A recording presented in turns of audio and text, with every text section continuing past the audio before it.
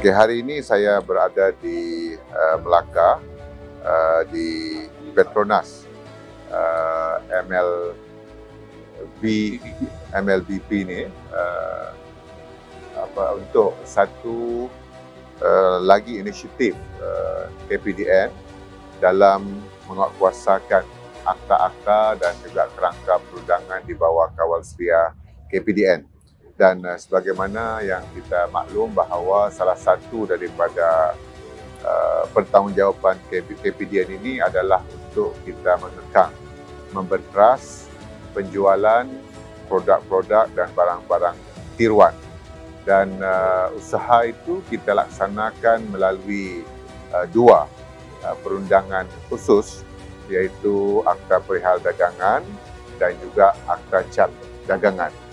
Dan pada hari ini yang kita inisiatif terbaru yang kita laksanakan ini adalah untuk membenteras penjualan ataupun penghasilan produk-produk tiruan untuk minyak enjin kenderaan motor.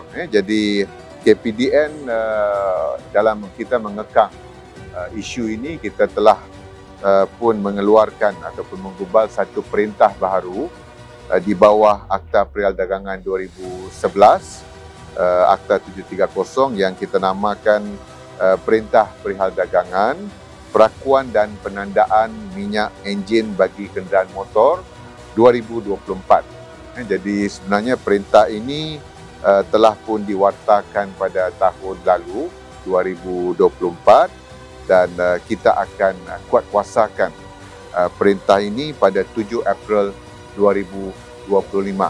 Tidak lama lagi.